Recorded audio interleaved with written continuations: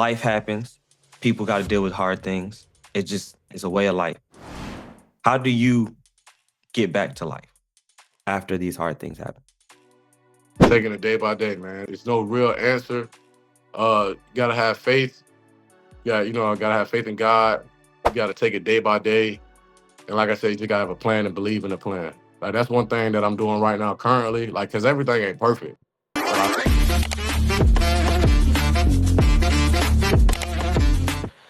Welcome back to another episode of Back to Life, where we talk to athletes that played collegiately as well as professionally about their adjustment back to life once their career is over.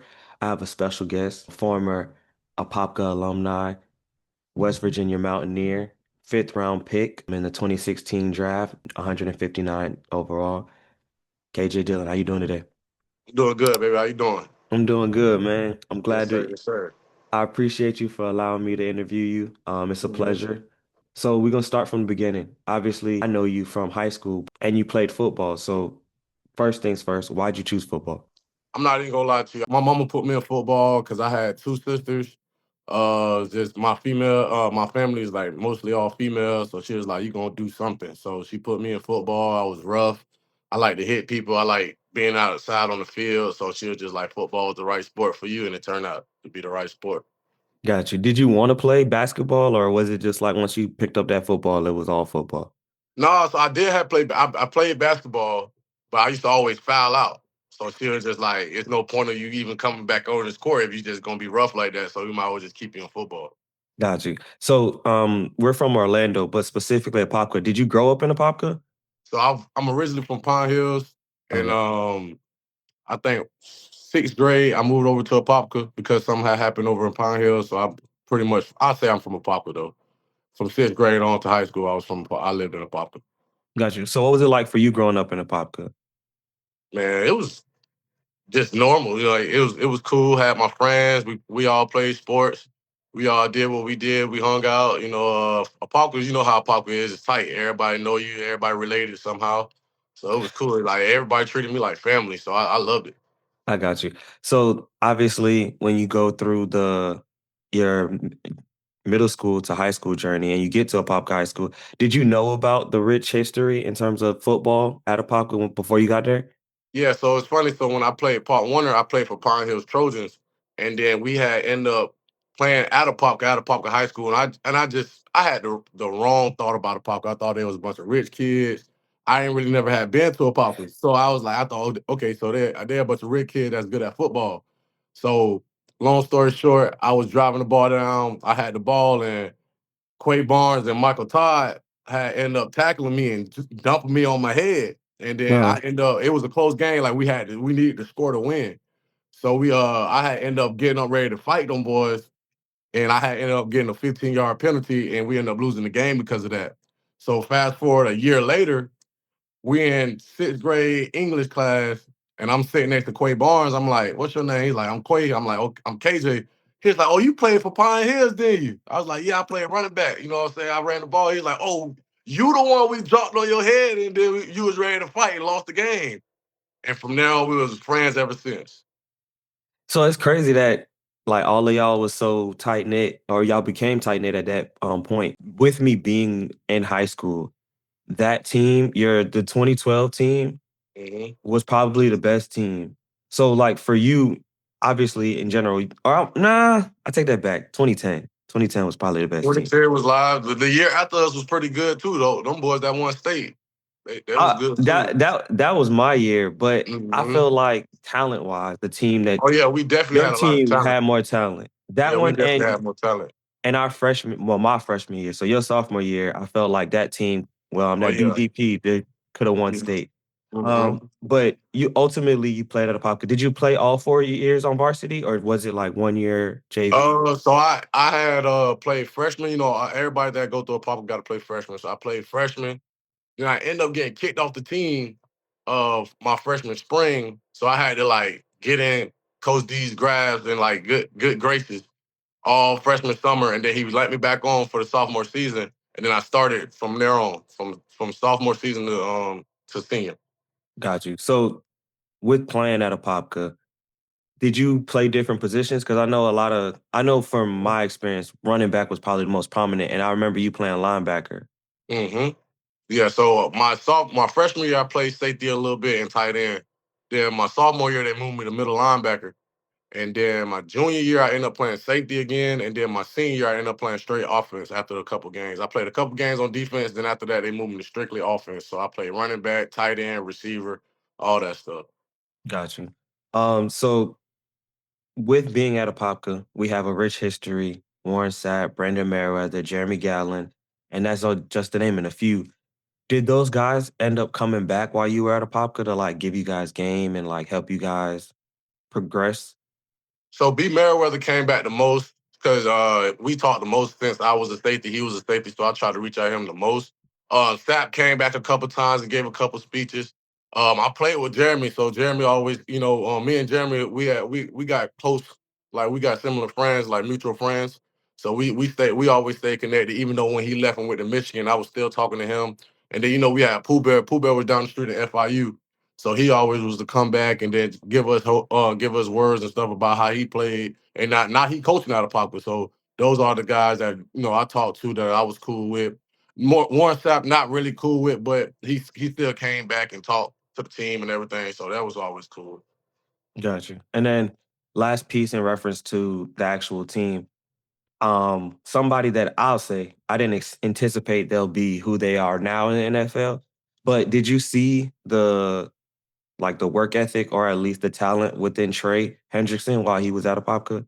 Day one, Trey was always special. Like Trey, like I'm not saying like football wise or whatever. He was always good at football. Don't get me wrong, but like just a dog mentality. He's always had that. He's always wanted to be better. He always wanted to work. He always like he just was always a dog, and that sometimes rub people the wrong way. But I loved it. You know what I'm saying? He was always competitive. He's the Popka guy. Like he's gonna work hard. He's not going to have all the glory, all the shine all the time, but he's going to do what he needs to do. He's going to work hard. He's going to want to compete. He's just going to beat somebody's ass every time. So I love Trey, man. I love Trey. Me and Trey actually got in a fight in high school, and it's like it just made us closer. Yeah, so I think it it was I think it's real interesting to know that, especially in football, y'all get into fights and then y'all become real, real tight. But I mean, that's yeah, brotherhood though. it's brotherhood. And we did what we did, and we ended up being cool ever since. And I Gotcha. actually got to play against Trey my sophomore season in the NFL. He was with the Saints. Mhm. And we practiced with the Saints and everything, and we almost got in a fight then. I We see. we was doing a punt drill, and I had hit him. I was blocking him, and I blocked him, and I tried to shut him off and get off the block, and he held me. I got the video, man. He held me, and then I'm running downfield. I'm like, man, he holding me. Then we almost at the end of the tape, we almost get in the fight. That's funny. Like I said, it's pretty dope to see. But I think it's even doper to see like the two people that was in high school together and all of the Mhm, work that y'all put in together and then get to that level. Um, mhm, ultimately for you though, Popka years ended. But when I kind of got to know you was really track season. So mhm. with track, were you able to use track to like help you with football at all? I tell all recruits, I tell all high school kids to run track. And you ain't gotta run in the events on Saturdays or whatever the track meets is, but at least go get the training. It helped me so much because it taught me how to run. It taught me technique. It taught me how to like use my speed. It taught me how to use my power. So I still use that when I was playing football. Got you. So in that, again, like I said, I know you from that, and we was on the track team. But one thing that I did notice is that like you had diabetes, and Mhm. I remember a practice where you were running real hard, and they like, yo, you gotta stop, like your blood sugar dropping, and you like, just give me some Skittles, and I'm finna keep going. Just What give was me the some mentality skills. like for you in high school? I'm telling you. What was the So, mentality like? well, when I found out I had diabetes, I was 2 days away from signing day. So signing to West Virginia. So I was trying to, I was doing all the right thing in the off season, lifting weights, running around, trying to get ready for college ball. So and then I noticed how I lost like 20, 30 pounds, and I was always thirsty. I was always having to use the bathroom. So I was like, Mom, I gotta go to the hospital. Like something is wrong. So I end up going to the hospital and they end up telling me I had diabetes. So 2 days before signing day, I'm like, oh man, West Virginia might not take me. You know what I'm saying? They might not honor my scholarship. So I end up signing, like I end up leaving the hospital to go sign and then having to go back to the hospital just so I can keep on getting in recovery. And the doctor told me it's like, yeah, man, it might like since you this is a severe case of diabetes, it's gonna be hard for you to go play college football. I was like, man, I'm playing ball. Like, I don't know what you're talking about. So he was like, it's going to be hard for you to play sports because you got to get used to it, this, that, and the third. So track season's right around the season. I mean, track season's right around the corner. So I was like, man, I'm gonna try to run track, see if I can actually do something like still be the same athlete as I was before I found out I had diabetes. So end up killing in the track. We won state that year. End up working hard, and just like how you said, it's just like every time I should get low, I just tell them, give me some candy, and I'll be ready to go. So it didn't change the work. It didn't change the work ethic. I just had to do extra stuff to make sure I was ready to work. Gotcha.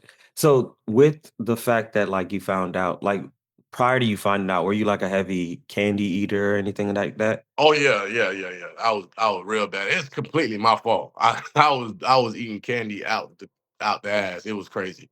Like I used to eat a pound bag Got of Sour Patch Kids a day. So And yeah, it was you never felt funny like doing that? never. I would just love candy. To this day I still love candy. I feel see like I like candy, but I've become pre-diabetic, so I'll be like, yeah, Mhm. let me slow down. Yeah, watch it, man. That So candy is bad for you now, but I just take my meds and I'll be like, man, it'll be all right. so with you being that you kind of mentioned the fact that you were a candy lover and ultimately end up having diabetes though. When you said you found out 2 days before signing, you signed, and you were concerned about, West Virginia honoring your scholarship. Mhm. Prior to and I'm gonna go into that, but when it came down to choosing a college, what went into your decision and why West Virginia?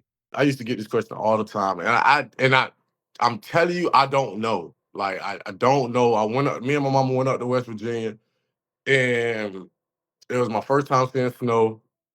Um, they had a lot of guys from Florida. I'm talking about like a lot of guys, like over 30 guys from Florida. So I'm like, okay, this like little Florida, you know what I'm saying? It's like this like a home away from home. And everybody was so nice. Now that I'm in coaching, now I got to do the recruiting. I see why they nice, and that's their job to be nice. But it was just like overly nice, if that makes sense. Like it just made me feel like I was welcome. Like I wasn't just another recruit that they were just trying to bring up there. Like it's like they seen something in me and they really, really wanted me there bad just so I could be a part of that family. And they Mm. made it seem like I was gonna be taken care of, to make sure my mama was taken care of. Everything was they dotted their I's and crossed their T's on everything about their visit. And I ended up committing before I even left. Did you have other schools, that you were Mm. considering? Yeah, so I had took visits to Indiana and Purdue, so Big Ten schools. I was going to take a visit to Arkansas. I was gonna go down to UCF, but then after I left West Virginia, I was just like, man, this is where I wanted to go. So, and then they was ranked at the time. I think they was like number 12 in the nation. They had just had a good season. They had Geno Smith, Tavon Austin, Stedman Bailey. They had the guys out there, man. It was nice. So with that, because when I did my research, I did notice that like you came like the year after Geno and Stedman Bailey and all of those guys and Tavon. And so I see that you came in and I didn't know that they had as many Florida guys as you said they did. I only know I can't think of his name right now, but he went to Edgewater. Carl Um Joseph, yeah, Carl that's my Joseph. boy. Yeah, it's my So boy. I know, and I figured I was some of my thought was that you kind of might have chose West Virginia because you had somebody from the same area as you. But to know that you went somewhere and then you went so far away, you never seen snow. The first time you see snow was there. I think it's pretty interesting the fact that you decided to choose West Virginia, out of all the Well, schools. me and Carl took our visit together. Gotcha. So were y'all like, well, I mean, I don't know how it is, but like, were you guys like roommates for that particular visit or something like that? Nah, me and Carl hated each other. Like Really? we loved and hated each other. It was like we was always competitive. But me and Carl was in the same fifth grade class. Like I've known Carl like my whole life. So we always Small play. world. So we was in the same fifth grade class. I've known each other from no from 7 on 7. We played against each other every year. So we was like, hey man, let's take this visit together. So we took the visit together. We ended up loving it. We both committed. It was like we're gonna be two safeties from Florida for the go and change the dynamic. We were just crazy like competitive against each other. Like and I thought the world of Carl. I tell everybody all the time, like the first professional that I met was in college. Like it was Carl. Like, well, I didn't meet him in college, but he's the first pro I ever met. And getting to be around him in college, everything he did was like a pro mindset. And like, and I wish that would have rubbed off on me a little bit more. But I was around that and like he everything he do is professional. He's a pro. So I was gonna get to that later, but now that you Mhm, mentioned it, what do you mean by that? Because I know what I think a pro is, but I've never mhm. played on the college level or the professional level. So what does that look like? Just doing everything right. Just like that's it. Just being where you're supposed to be, how you're supposed to be, when you're supposed to be. Like that's just a pro. Like he's a pro. He did like when it came to working out, he ain't never skipped no reps. When it came to conditioning, he was always in the front of the pack. When it came to school, he always made sure his schoolwork was done. He always made sure he had a plan and followed through with a plan. Like everything he did was for a plan, like for the reason of a plan. And he followed that plan. That's why he ended up going in the first round. Got you. So kind of going back a little bit with the decision with West Virginia, like you said, Hmm. you were earlier you mentioned that you were a little bit concerned about them honoring the scholarship. Hmm. Did was that the diagnosis with diabetes? Was that something that you had to mention to them or tell them, or did they do their own like physicals? So it turns out that I was just completely overreacting. So when I called Dana Hogerson, my head coach, after signing, I called him and I was like, "Hey, coach, turns out that I just found out I had diabetes. Who would have thought?" You know what I'm saying? So he was like, "Oh, that's fine. You know what I'm saying? We'll get your endocrinologist. We'll get you all the doctors that you need. We'll make sure you get all the meds that you need. You're good. Just show up." So I completely overreacted. I could have told them from the moment that I found out that I had it. I was just thinking like, okay, like they might take my scholarship. They did nothing to make me think that. That was just me thinking like, okay, this could be a career changer. Because that's how the doc was explaining it. Right. So Mhm. was like how it kind of sounded like it was a pretty decent gap in between when you signed and when you told them. So like how long did it take for you to be like must Oh have looked no, like it wasn't as soon as I signed on papers. That later that day I called them. I got you. Because I had signed already. I had signed. I got you. So yeah, you already committed. So it's like nah, Mhm. you can't take it now. Yeah, we Um signed. locked it. But so also with West Virginia, um, I know that you also mentioned when you was in high school that you played different positions and even senior year you play a lot of offense. For Mhm. you, when it came down to recruiting, were there teams recruiting you for different positions other than safety, or was No, just everybody? safety. Everybody knew that I was a safety. I just didn't know it.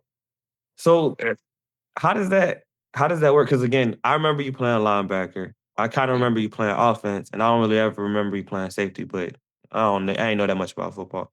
But for mhm. you to get recruited to play safety, and you have played all of these different positions, and other teams know that you're a safety, what did that look like? Because I would imagine if you're recruiting a player that's playing out of position to put them in their right position, like how did they know that? How did you figure that out? I just feel as though like my sophomore year they put me out linebacker because we had really good safeties. We had really good DBs. So there was no need for me. They were just like, we just gotta find a way to get this kid on the field. Cause like he's good. So they put me out linebacker and I was like, cool, I'm closer to the line of scrimmage. I can do that. So then my junior year, they was like, okay, we don't have as much people in the secondary, and this guy has the frame. He's already done it. You know what I'm saying? He's smart at football. He's athletic. Put him back at safety. So then I started doing really well at safety that year. So like, cool, he's a safety. He's a safety. Then my senior year, there's like, okay, we don't have the guys on offense that we need. But so this guy, he can catch the ball, he can run the ball, he can get in the end zone, he can block, he can do everything, he can learn the playbook, he can do everything we need to do. So he's gonna play both ways. So we need him at safety and we need him on offense too. But I did that for like 3 or 4 games and I would cramp out every game.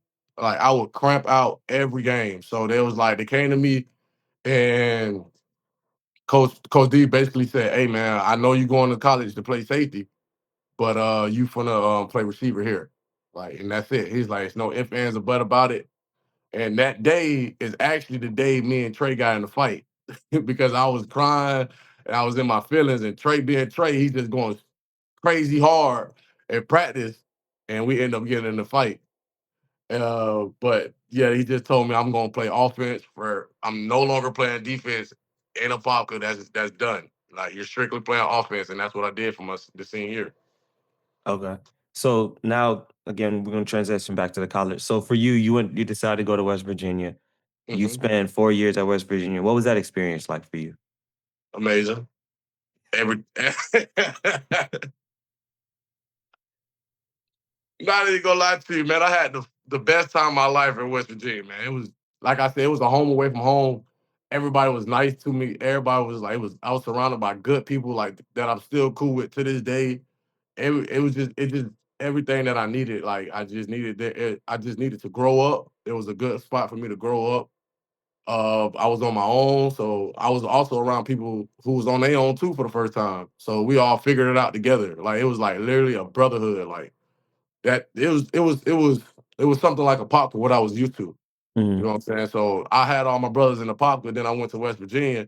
Hey, turns out I got another group of brothers. This guy just from Texas. This guy's from Jersey. This guy, you know what I'm saying? Different backgrounds, but it was great, man. I think I did everything I needed to do in the stages that I needed to do. College will do that to you because I feel that same way when I went to Florida State. So like college Hmm. will definitely do that to you. Yeah, do it to you. With you going to West Virginia, though, obviously you're there on an athletic scholarship, Hmm. and for your first 2 years, you didn't play, or you didn't play as much as you wanted to. Did that ever get you like down or discouraged, or was it always like a motivation to work harder? No, because like I said, I think I did. I took all the steps that I needed to take to get to where I got to. You know what I'm saying? So my friend, of course, I wanted to be on the field, but I was not ready. Like I wasn't ready. Like I didn't know what coverages were. Like so they put me out there. I'm just gonna get beat. You know what I'm saying? So you can't being a coach now. I can't put that on the field. And then my sophomore year, I was behind a really good safety, Derwin Cook, and then we had Carl Joseph. So it was gonna be tough for me to get in there. You know what I'm saying? Carl was a freshman All American. Uh, Cook was a fifth year senior. So it was going to be tough for me to get it as it should be. You know what I'm saying? I'm just a guy that's super athletic, good at football, with good at making random plays or whatever. But I wasn't ready, so they just put me out there on third down, nickel package, and I just go play nickel. And every time I was out there, I just make a play. So then the next year, my junior year, that was my first time ever starting, like ever starting in college. I ain't started a game to my junior year. So first game I started against was Alabama. So we played against Bama. We did that junior year. I took off, had a great season. Then senior year, I had a great season again. Carlos Joseph ended up getting hurt after a couple games. He tore his ACL, so they really leaned on me in the back end, me and Daryl Worley and all the other guys. But so I had to take up more, you know, just because Carl wasn't there. Um, but it was great, man. I did everything in the stages that I needed to. But I had to grow up before I was able to. Well, before I was even thinking about getting on the field. I'm glad you kind of spoke on that because, especially nowadays, when I see a lot of people wanting to transfer, whether they didn't get the opportunity or whatever the different reasons are, you see a lot of people transferring. So for you to understand that you needed to grow up and you didn't, so with you recognizing you needed to grow up, was that just a you decision, or are you recognizing that, or did other people like family or coaches let you know Everybody that? told everybody told, and I wasn't. I'm not like I'm accountable. That's one thing being from a popular. Like you gonna learn how to be accountable. So I knew. Of course, I'm saying, man. But of course, I'm saying, man, I should be playing. No, I want to play. Da, da, da, da. But people like I'm doing stupid stuff, like off the field, on the field, doing stupid stuff, just immature. It just wasn't my time to blossom yet, and I understood that. So like instead of saying being a cancer, man, I'm better than this person, I'm better than this person. I knew I wasn't. I knew I was not at that time. I may be like in the future, but at that moment right there, I was not better. So I should not be on the field. And I understood that.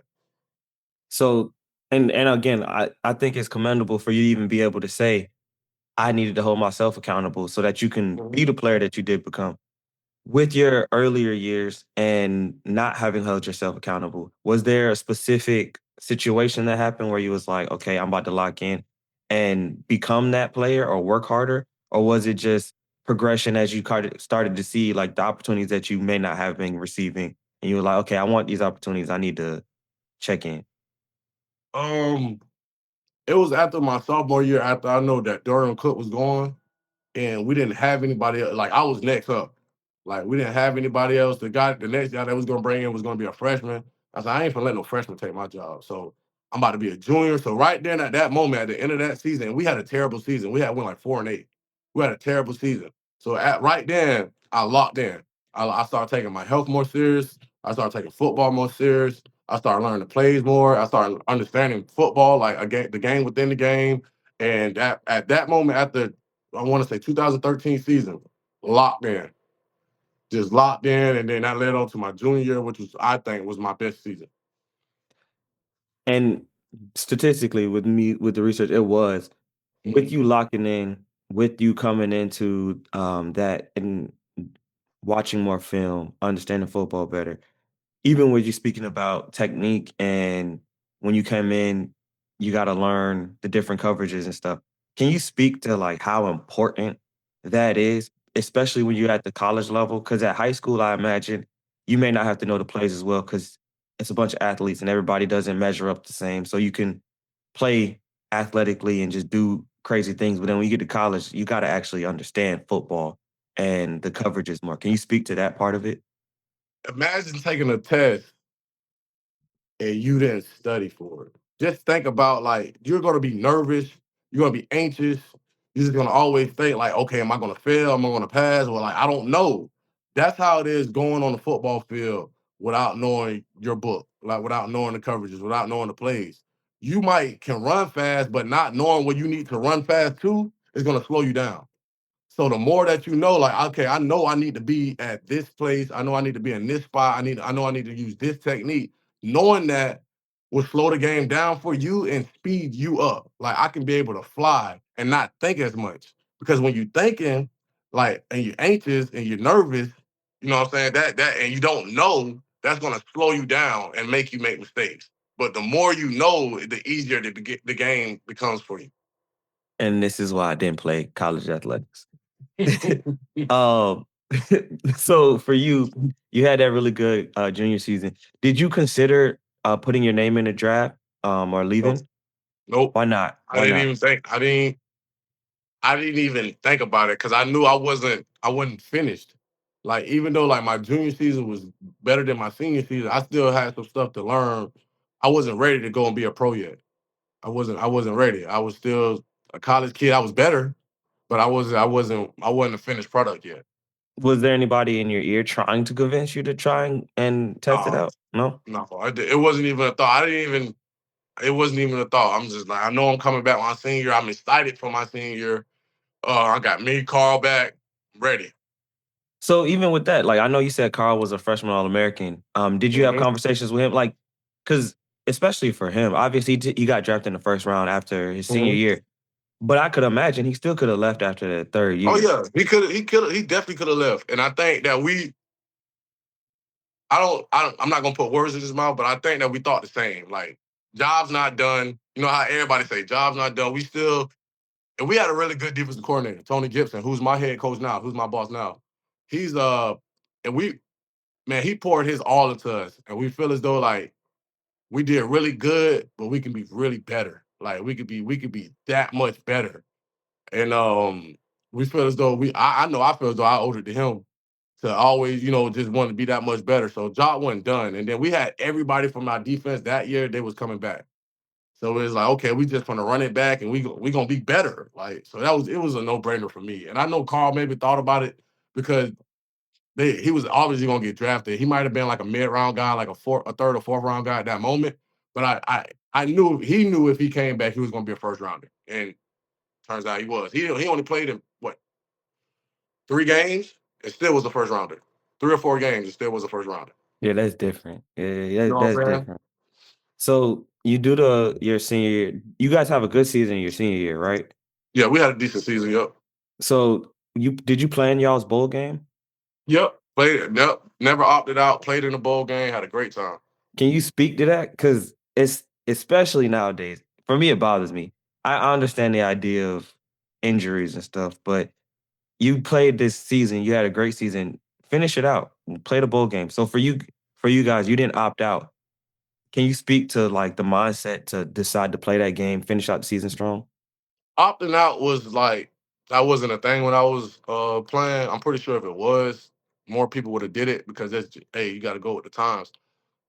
Me personally, how I think, being from a going through the Apopka way, you finish what you start. I that's how I think, but I can't understand kids that's like playing in a pointless bowl game, like something that doesn't matter, and they're gonna get drafted. Like I'm not like this bowl game doesn't matter, but I know I'm gonna get drafted, so I don't want to get hurt. I can understand that. Would I have done it? Probably not. But I can understand that kids are thinking about their future. You know what I'm saying? I've given my all to this university. Uh, I'm just not gonna play in this pointless bowl game that doesn't matter. You know what I'm saying? Now, if it's for a playoff game, whatever, yeah, I'm pretty sure they're gonna play in it. Like they're gonna play in that game because they can still win a championship. But if I can't win Mhm. a championship, college is done for me. I'm gonna go to the NFL. So I can understand both sides of it. Fair. NIL is a thing. It wasn't a thing when you was in college. Hmm. First, I want to know, how do you think you would have fared if you would have had NIL and you was in college? I would have got paid. I think I would have got paid, but I don't know. Like I would have got paid, but it wouldn't have been what these kids get now. Like I would never touch the M in college. Mhm. I know that money would have had to go somewhere else. And I know that I was only as good as I was because the other people on my defense, because they were good. So I know those guys like Nick Kodakowski, Tonkery, Carl Joseph, Worley, Chestnut, all them guys would have had to get paid too. So I was like somewhere like I was thinking like I was just talking about this with my boy Dede the other day. Like I would have got paid, but it wouldn't have been nothing crazy, like not 700, 800.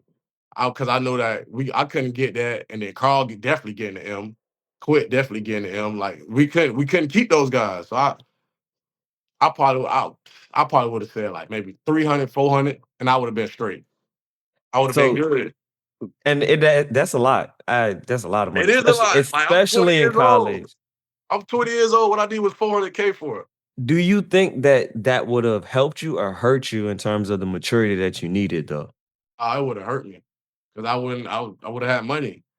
Like, and then college wouldn't have been what college needed to be. Like, college was the time where you need to struggle and then find out people that's struggling with you, how y'all can come together and grow. You know what I'm saying? At that point, you just a rich kid. You know what I'm saying? Big fact. That's a big fact. So you finish your college career, Mhm. and now it's time to enter for the draft, do the combine, all of that. Before you do the combine, do you end up picking an agent? Yeah, so at the end of like you kind of talk to agents through the season, through your season, and you talk to see which ones you're gonna sign with.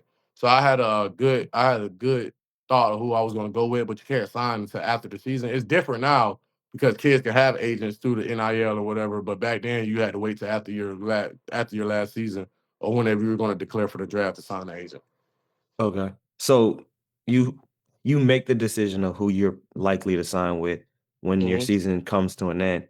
When it comes Hmm. down to the draft, what is that process like? Obviously, we see what's on the TV, but the invite process, getting there, the training before you get there, like what is that whole build up to the draft combine like? So I ended up training at one of the best facilities, Exos, Arizona.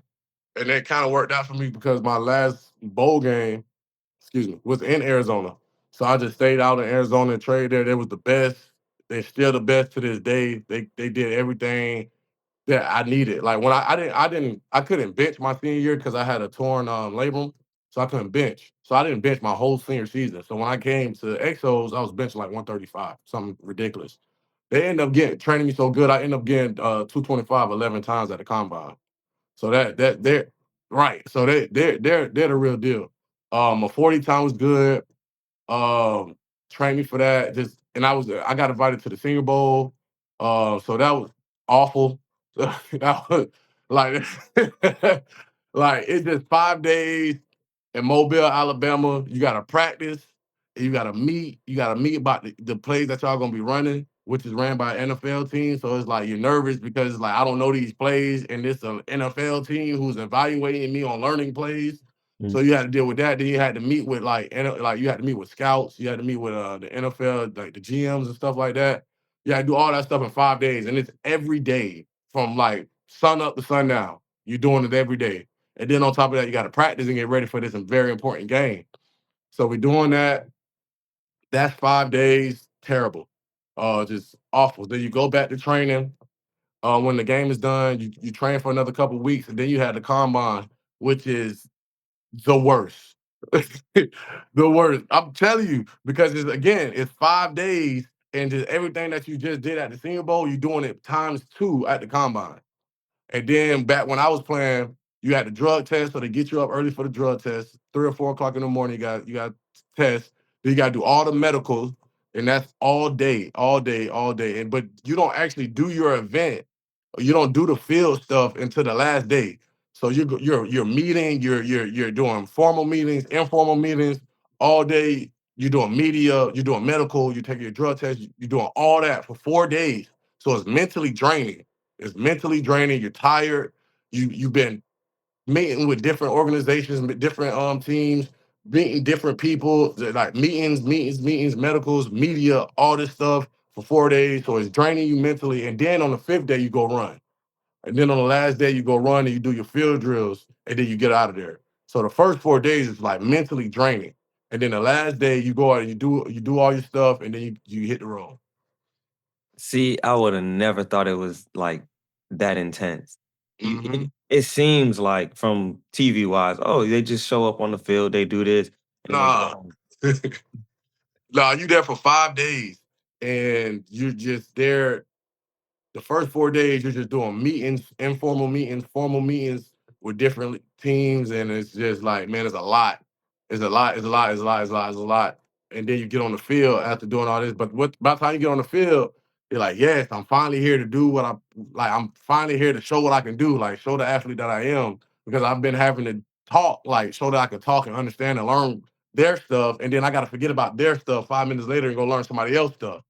You know what I'm saying? So That's crazy. so you're doing that, but it's just a process, man. It's I'm glad I went through it, but I feel for the people that's going through it right now, or going through it this past week from the combine.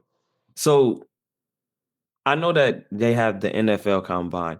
Is it the same type of thing when you have your team combine, like the West Oh, pro Virginia day. combine? Yeah, pro day. So you do the same things, but if you went to the combine, like I didn't have to run my 40 again because I ran at the combine. Like I didn't have to bench again. I had to do anything, no measurables, nothing like that because I already had that at the combine. So what you thought the combine was, where I could just show up and do my field drills, that's what pro day was for me. I could just show up, do my field drills, do what I already did at the combine, and I'll be good. But now it's my coaches doing the drill. You know what I'm saying? They're running it. They're doing it. Like, I got enough time to pace myself and do it how I need to do it, and it's better. Now for kids, now people that don't do the combine, they got to do their 40. They got to bench. They got to jump. They got to do everything that we would have did at the combine at that pro day. But they get to do it all in one day. I see why people skip out on the combine and just do Mhm. their pro day. That makes so Now, much more now sense. the combine is something that, like, if you get invited, you definitely don't want to miss out on. Like you definitely don't want to miss out on. Like definitely, it's a rite of passage, but you don't necessarily got to go to get drafted. You know. Well, I know that like some of the top prospects, they only do like the 40, et cetera, et cetera. So like I get Hmm. why they decide, oh, I'm only gonna do my pro day. Yep. It makes a lot of sense when you gotta go through all that mental Yep. fighting just to then do the field stuff. Hmm. So you do the combine. Did it help or hurt your draft stock for you? Or It you helped me. it helped you? Okay. Yep. Yep. It helped me. So it helped you. You end up Mhm. getting drafted. What was that like? Because I know that they televised the whole draft thing for the whole 7 rounds, and you ended up getting drafted, and you weren't drafted in the 7th round. So you actually were able to benefit from being drafted. What was that experience like for you, and what was that phone call like? It was a weird time because I thought I was gonna go in the third. I thought Tampa was gonna take me in the third because that's what I've been hearing. That's what my agent had been hearing. That's what they've been saying. and then they took Roberto Aguayo, a kicker, in the third. So I was like, for Florida State guy. So he was good. He was a good kicker, but that kind of hurt Mm. me. He That was a kind of good hurt me. college So, kicker. He was a yeah. good college kicker. So that kind of hurt me a little bit. Like that just made me think like, man, this might not happen. So the third came and went. And I was like, okay, definitely tomorrow, like day three is definitely gonna be my day, regardless. It's got to be my day. I done put in all this work. I'm going. Like I'm going tomorrow. So we had a party, a draft party, whatever. And the fourth came and went. And now I'm in my room. I'm just like, man, maybe I'm not, fifth round coming.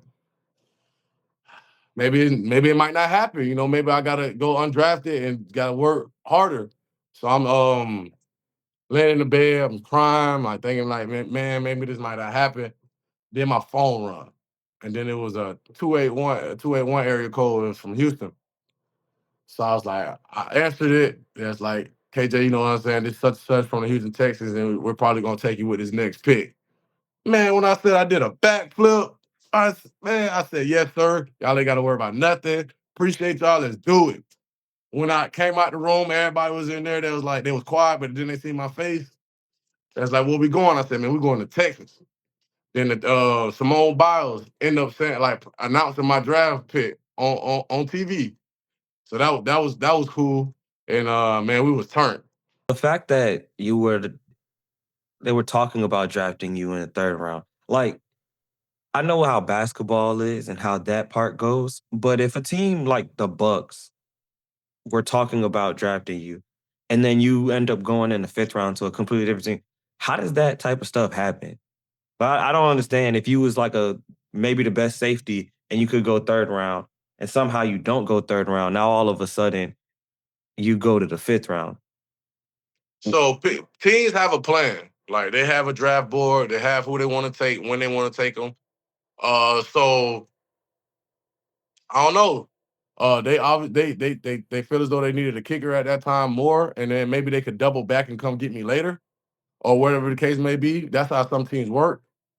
But I really don't know, man. It's just like they're gonna take who they need that's available at that moment. So that's end up being their decision. That's two round difference is crazy. So Crazy. even with that though, obviously you got drafted in the fifth round Hmm. and you end up getting a contract.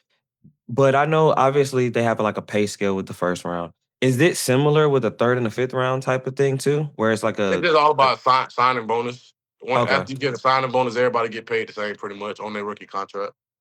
Now, understood. the first round is obviously they're getting a lot more money because their first round. The second round is so it's a tier. It goes all the way down like first, second, third, fourth, fifth, sixth, seventh. So the most is obviously like the higher you go, the more you get paid. Got you. So you get drafted, you go to the Texans, Hmm. and when they draft you, I know you're drafted as a safety. But I know in the NFL, like there's special teams and there's safety. Were you expected to play special teams or was it just like Oh wherever you yeah, best fit? they told me straight up like, yeah, we drafted at you as a safety, but you gonna make this team playing special teams. And I was cool with that. As long as I was on the field, I was good with that. So is that something that's like completely different when it comes down to learning? Like special teams compared to playing actually playing defense and safety? It's football. Like everybody got to learn their drill. Everybody got to learn their technique. Got to learn their responsibility. The one thing about special team is one play and out. You just got to go hard for that one play. That's it. Then you off the field to the next special team. Like if I'm going on kickoff, I got to go hard just for this one rep. I got to win this one rep. It's not like a drive like where I got to win multiple reps. You know what I'm saying? As long as I'm on the field, I just got to win one rep and get out. Got you. So I did with looking it up and seeing, did you get hurt your rookie year or your sophomore year? My rookie year. I actually was watching that game, so I was devastated with watching that. But for you, you're on special teams, you get hurt in your rookie year, and especially with being drafted in the first fifth round, I know that you're still trying to make a name for yourself so that you can like cement yourself and stick. What was that like once you got hurt? Man, it was terrible. I've never been hurt before. Like I've never been something that was like kept me out for a season. or like kept me from playing. So like I didn't know how to deal with it mentally. And I was still learning how to be a pro. I didn't take my rehab as serious as I needed to take it. I was still doing rehab, but I was just trying to get through it so I can be back. So I kind of rushed back. I wasn't where I needed to be. It was just a lot of mental things going on at the time too, and it was just tough. It was really tough for me to go through that. Um, but yeah, man, it was what they say. Shit happens, So Mhm. you had to go through it. And I think that's fair. Like you say, stuff happens. Like you can't wallow in it. You got to keep pushing through. I know that specifically when we're talking about professional sports, it's a lot about politics and opportunities. Not so much that I want you to speak on politics, but in terms of opportunities, you get hurt. And I've heard the saying, you don't lose your spot due to injury. But in the NFL, they also kind of say a lot of like next man up. So for Hmm. you, you got hurt, you come back year two, and there was injuries to other players that would have, from what I understand, would have given you more opportunity. Or was that your rookie year where those injuries were happening? That was my rookie year. I'm not here to try and play like coulda, shoulda, coulda, woulda, but had that injury not taken place, would you have had the opportunity to like play more defense, or would you still have just had to stick on special teams? Yeah, I would have definitely had more chances to do both. Like I was doing fairly well on special teams, and I was a couple games away from being named a starter on defense. So it just didn't turn out in my favor, but I was definitely right there. Okay, so Like you because when I came back, they was telling me, "Oh, the spot's there for you," but when I came back, I wasn't the same. So I didn't lose anything from being injured. I just lost anything from not being a pro and not being ready to come back. okay? So with that, did and you ended up going into that year two with the Texans, and then they was it that we waived you or released you? Yeah, it got cut. Yep. Got cut. So from there, your next stop was Arizona. Hmm. With that, like, how does that part work? A team cuts you, and then you have opportunity to play for another team. Like, is that word of mouth, or is that your agent getting on the phone and talking to people? Agent, most agent, and then they're gonna take who's the best available out there. You know what I'm saying? That they might have missed after the preseason. So it was just opportunity. And I actually shut down my whatever for like a month because I was still wanting to, I didn't want to go do the same mistakes that I had did while I was with the Texans coming back Mhm. and not ready.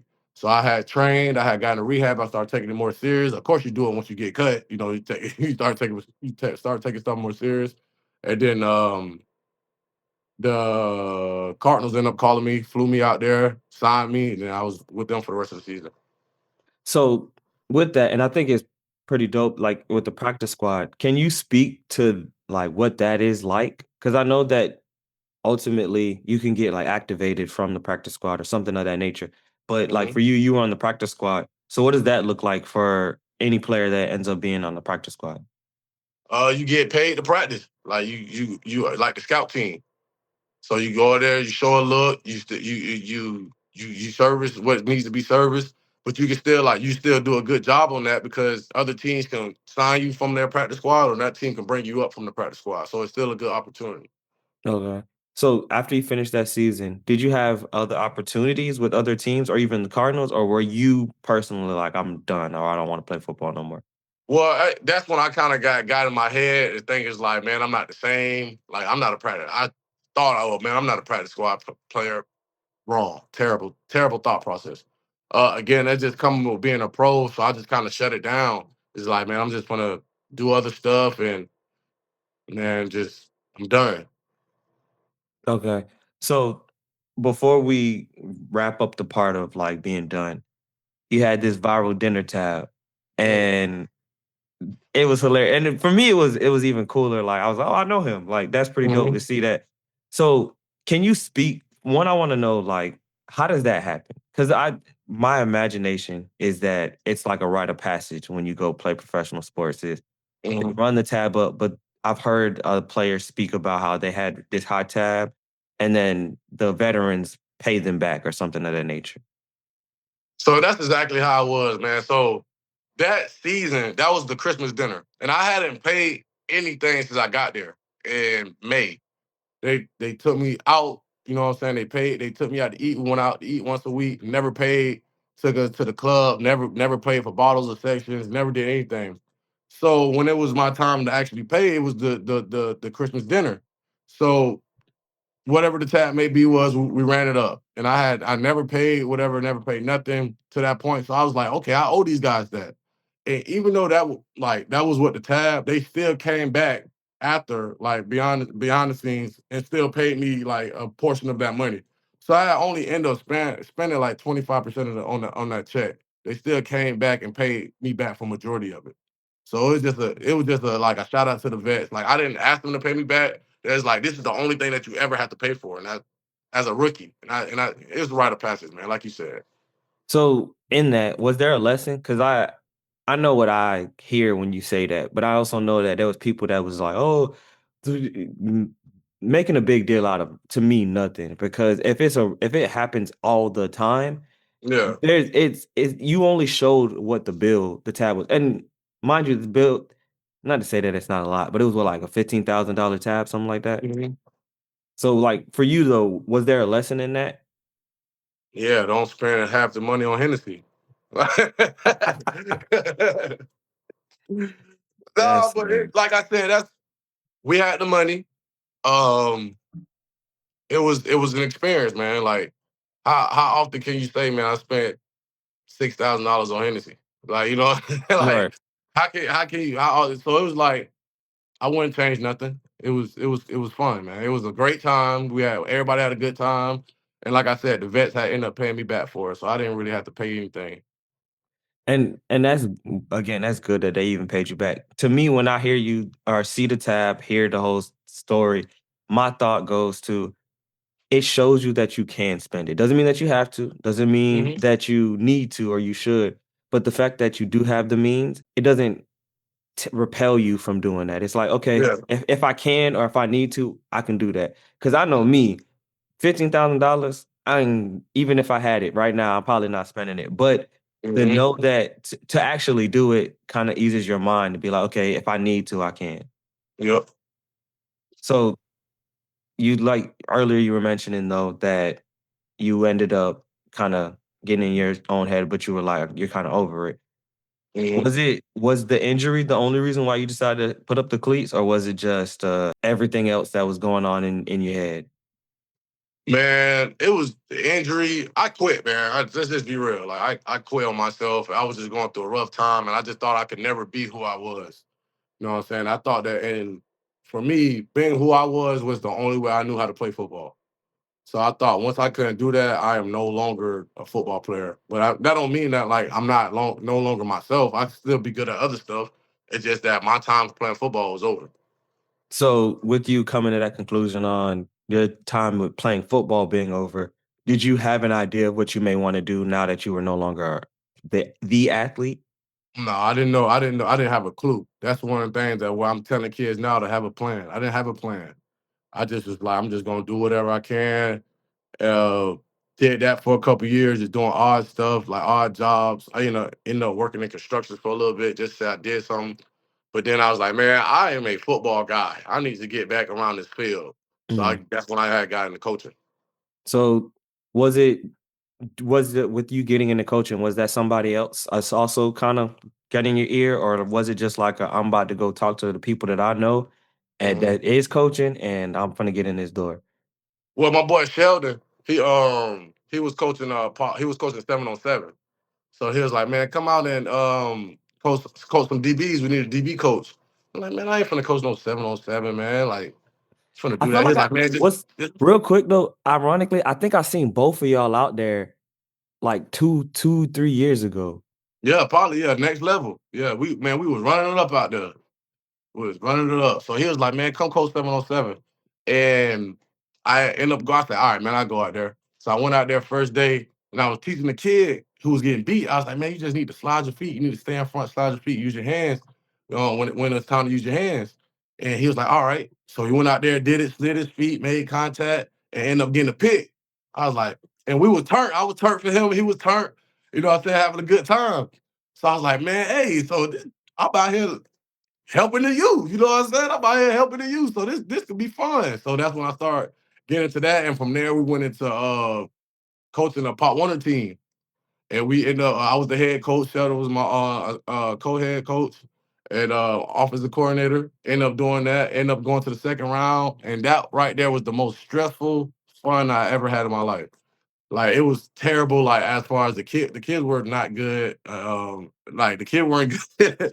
The kids weren't good. Like we didn't have any football players. Mhm. Like we didn't have any football players, but we ended up still making it to the second round. So we kind of like grew up together, like as coaches, players. This is our first time doing it, and this is their first time playing football.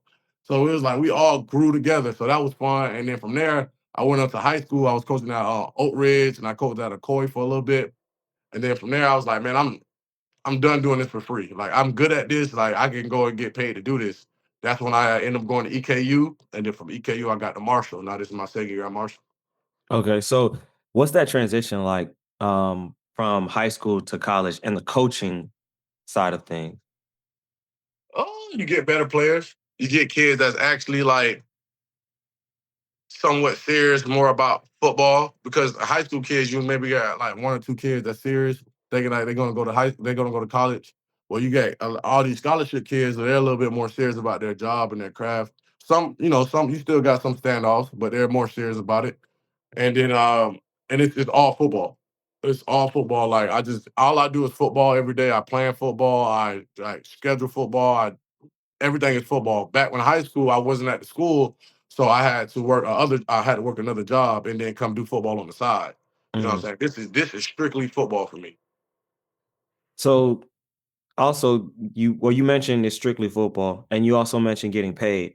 So, with you transitioning from high school to college, in reference to getting to the college level, is that about connections, or is it that like you did such a good job in high school that somebody notices you and like, okay, come be a part of my coaching staff? Every like it's it's it's about opportunity, timing, and connections. So, friends hire friends. That's what I see from the most part. But when I got on at EKU, I didn't know anybody. I didn't know anybody there. So it's like they pulled my name out of a hat and took a chance on me. That's the opportunity and the timing. Because I had just signed to be the defensive coordinator at Lake Howe. So they called me like a week later and it was like, hey, we want you to come be assistant DB coach. Got you. Gone. So it's like I said, opportunity and timing. And then I didn't know anybody there, so I didn't know how they got my name and stuff like that. So they just randomly called me and I took the opportunity. Now when I got to Marshall, their head coach here coached me in college. So that's connection. Mhm. So that's connection. So throughout college, throughout my coaching experience for the last 2 years, I had opportunity, timing, and connections play in my favor. That's crazy that like, and you didn't put no application or nothing in there. Nothing. They just called me. I just seen a Kentucky number call me, 859. I'll never forget it. 859 called me. I was like, who is this? It was like, oh, this is such and such from EKU, you know what I'm saying? We want to see if you want to take this job. Let's do it. I've been saying I That's wanted to get into coaching. I mean college coaching. I was like, let's do it. well, that's to me, that mean I need to start answering unknown numbers. That's what Tell that you, tells tell me. it, tell them leave a message. I'm gonna start doing that. So, but you did mention that you was about to be the DC at Lake Howell. Was that with Dazzy? Yup, that's my boy Daz. Yup. I got you. I'm trying to get him. I'm trying to get Dazzy on here, but he ain't Hmm. responding to my DM. Man, Daz Uh, just had a baby, man. I knew he He had had the that one the boy. first. I didn't know he had a Yeah. second one. Yeah, he just had him recently, like a week ago. I literally was at Lake Howell last night. My cousin played for their basketball team. Really? Yeah. I think they So had 707 out there yesterday too, during the day. I'm gonna have to try and go out there just to catch him because, like I said, he ain't answer my DM. But Another coach you need to talk to is Sheldon. Sheldon, up and coming coach around in the area. He gonna be next, man. I'm gonna talk to Sheldon. I'm well, I'm connected to Sheldon in a way. Hmm. Um, but so you at Marshall and you said that you got the opportunity through your college coach. For Hmm. you now that you're kind of settled in with the coaching or getting settled in with the college coaching, for you, have you thought about staying at the college level, advancing to potentially a head coach, maybe even the NFL? or is it just like you are where you are right now and you just taking it day by day? I know for one thing that I want to be is I want to be one of the best position coaches out there in the country. So that being one of the best is one of the best position coaches is going to lead you to be one of the highest paid position coaches. So that's probably like that's my and within my 5 year goal. And once I get to do that, I want to get to the NFL. Uh, but it's no rush to do that.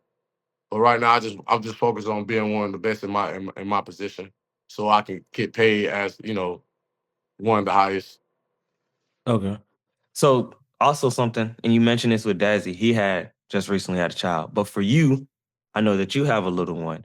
How was Hmm. that transition? Or I don't even say transition, but how has it been being balancing, being a parent, being a father, and coaching? It's easy because I get to talk like my son's mom. Like my son lives with his mom in New Jersey. So that's difficult because I don't get to see him every day. Versus when I was in Florida, I saw him every day. But he's with his mom. But I talk to him every day. You know what I'm saying? I talk to him. I wake him up every day, go to school. I put him to sleep at night. Every night he comes sees me in West Virginia. I go see them in New Jersey. I see him often, so that's cool. But I got to shout out to his mom because she makes everything a lot easier. You know what I'm saying? By her being who she is and be able to take care of right now until I transition to the job that I want in the future, so we can so I can get him more. Mm, She's doing a hell of a job.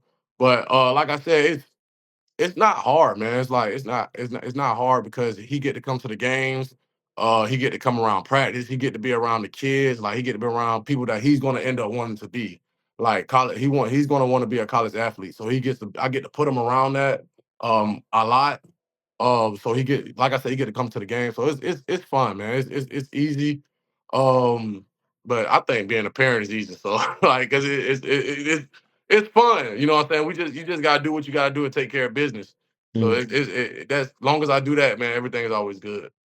Got you. So you kind of mentioned with him being around other people. Did he choose football or did you put that football in He his ain't got hand? no choice. I put that ball in. He ain't got no choice. He ain't got no choice. He got to be better than me. Fair He enough. got the legacy lives on. Well, that's some big shoes to fill of being better than you because He you was got pretty to. nice. He gonna be way better than me. I'm telling I you. He feel gonna be that. like 6'5". I feel. Hey, listen, I ain't mad at it. I ain't mad at it Right. at all. Hmm. Um, so last couple pieces. Um, what advice would you give to somebody trying to adjust to post playing career? Have a plan. Have a plan, and just have a plan, man. Because if you when you go into when that bubble bursts and you go into the real world and you don't have a plan, the real world is evil, man. It don't care. And that's what happened to me. I was in this bubble and I didn't know. You don't know when you in the bubble while you in the bubble. You know what I'm saying? You only know that you was in a bubble when it burst. And if when it burst and you don't have a plan, it's bad business. So always have a plan. It's just think have a plan B. I know people like to say I can't have a plan B because I'm focusing on plan A. But like when plan A exhausts itself, make sure there's a backup. Yeah, like they say, when you fail to prepare or fail to plan, you prepare to fail. So Yeah. that's Have a fitting. plan. Hmm. Um, with you being coaching at this level, at college level, NIL is a thing. First things first, do you guys experience NIL the same way that like other schools experience it? Heck yeah. Heck yeah. Cause I'm in the Sun Belt. So the Sun Belt is a group of five. So it's not like West Virginia or Ohio State or places like that's a power four school where they get more money. So with us, like if you're gaming, like if you go crazy, like in the G5, you're gonna get a P4 offer to get some money. Mhm. So like they're like that's how we lose kids because one, we don't have as much money as a P4 program or some of these other programs. We don't have the money. So we can't pay you what you think that you deserve to get paid. So that's how we lose some kids. So we definitely deal with that with our own kids, dealing with NIL, trying to keep them on the roster, trying to get them paid and happy, and we lose kids because we sometimes we can't keep them paid and happy. It's just the way it is. We can't pay everybody.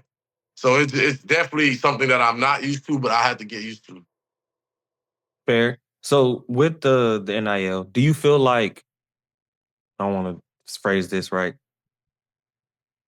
Do you have anything that you would suggest that could help make it better?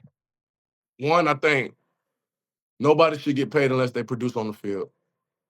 So incoming freshmen, you can get your monthly like cost of living or anything like that, but you don't get to sign big checks until you produce on the field. So especially as a freshman. Now after that, if you want to get paid, if your university decides to pay you, they decide to pay you. But as a freshman, until you make like until your freshman second semester, that's when I think that you should be able to get paid. But everything else is like it's no really like no cap that you can put on it. Like if you worked it, like if you're a Jeremiah Smith, go get your 4 million. You know what I'm Mhm. saying? I ain't mad at that. Like, but it's no cap that you can put on it. One thing that I will like help try to change will be the transfer portal. Like I will just want kid like I tell everybody, hey, look, man, you get one free year to transfer. You get one transfer for free. Your coach get fired, you're a graduate. Uh, those two you can transfer. Like if your coach was to leave, whatever, you can transfer for free. If you already graduated, you can transfer for free. But if you don't meet those requirements or whatever, you got to sit after you've already transferred. Like you got to sit for a year. If you already transferred, you got to sit for a year. After that, and like if you already used it, if your coach didn't leave, if you're not a grad, you already transferred, you want to transfer again, you got to sit for 1 year. That'll make kids have to develop. You know what I'm saying? Or say like, oh, if I don't like this, I can just go here. If I don't like it here, I can just go there. Like kids are not getting degrees. Kids are just moving from university to university to university because the transfer portal allows them. So that I would put that little twist on it. I like it because I feel like a lot of like, from outside perspective, I feel like a lot of these athletes don't deal with adversity, and then they have to deal with real life. And we don't, I don't, especially when we're talking about men. I don't want to see men not experience dealing with adversity, and then they get hit with the real world, and then they whole world and their life crumbles. So I'm in agreement with you. I think everything you just said is great. Hmm. Last question: life happens. People got to deal with hard things. It's a way of life. How do you get back to life after these hard things happen? Taking it day by day, man. It's no real answer. You gotta have faith. Yeah, gotta have faith in God. You gotta take it day by day. And like I said, you just gotta have a plan and believe in the plan. Like that's one thing that I'm doing right now currently. Like, cause everything ain't perfect. But I set a plan, I got a goal for myself, and I'm working every day to complete that goal until I gotta set other goals. And hopefully my other goals are higher than the goals that I'm setting for myself right now. So just have a plan, man. I just can't keep saying that enough and just keep taking it day by day by day. It's like sometimes things might not go how you want it, but that don't mean stop going after it. Like that don't mean stop going after that plan. Like stick to the plan. Set it and stick to it. I've seen so many people just that's in the middle of it. Like they like right in the middle of it. It can go good, it can go bad, but they just like I'm just gonna give up. They not knowing that the next day it could have turned for the better. You know what I'm saying? So stick to the plan, have a plan and stick to it. And stay true to it and have faith. And then everything will be all right. KJ, I appreciate you, man. Yes, sir. No problem, man. Thank you for having me. No doubt. Make sure you Yeah. guys like, comment, share, and subscribe. Yes, We out. sir. Peace.